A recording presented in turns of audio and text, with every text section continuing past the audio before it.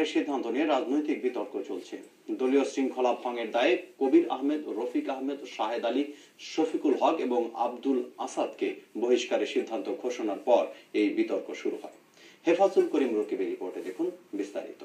Labour party থেকে দলীয় শৃঙ্খলা ভঙ্গের অভিযোগে টাওয়ার হ্যামলেটসের ইন্ডিপেন্ডেন্ট মেয়র সমর্থিত councillor Kabir Ahmed, councillor Rafiq Ahmed, councillor Shafiqul Haque, councillor Shahed Ali, councillor Abdul আসাদকে প্রেস রিলিজের মাধ্যমে বহিষ্কারের ঘোষণা দিয়েছেন। বহিষ্কারের বিষয়ে টাওয়ার হ্যামলেটসের লেবার চেয়ার টিটস ওয়েবার্স বলেন, বহিষ্কৃত 5 কাউন্সিলর ধারাবাহিকভাবে লেবার পার্টি ও দলীয় প্রার্থীর বিরুদ্ধে প্রচারণা চালিয়ে আসছিল। এটা অত্যন্ত দুর্ভাগ্যজনক।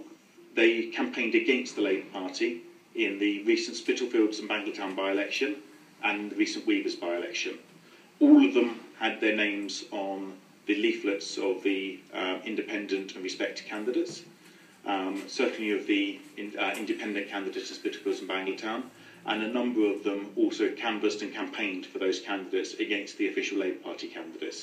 22 বছরের পুরনো কাউন্সিলর বর্তমানে হেলথ বিষয়ক ক্যাবিনেট সদস্য কাউন্সিলর আব্দুল আসাদ বলেন, ব্রিটেনের অন্যান্য ইন্ডিপেন্ডেন্ট নির্বাচিত মেয়রের সাথে লেবার কাউন্সিলরদের কাজ করার অনেক উদাহরণ রয়েছে এবং আত্মপক্ষ সমর্থনের সুযোগ না দিয়ে মিডিয়ার মাধ্যমে বহিষ্কারের সিদ্ধান্ত ঘোষণা করেছে লেবার পার্টি।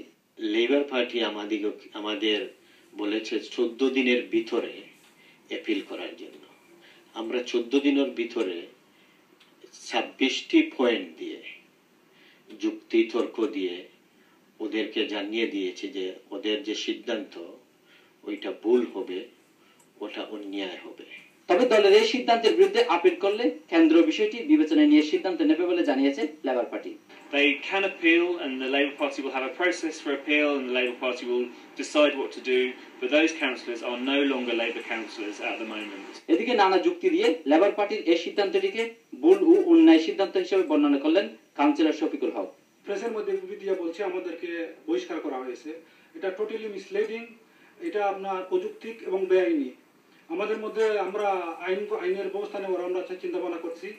তবে লেবার আর মেয়রের এই বিরোধের কারণে যেন টাওয়ার হ্যামলেটসের বসবাসরত বাঙালিদের অস্বস্তিতে পড়তে না হয় সেদিকে লক্ষ্য রাখার কথা বলেন অনেকেই। Hefazul Karim Rakib, ATN Bangla, tower Hamlets, London.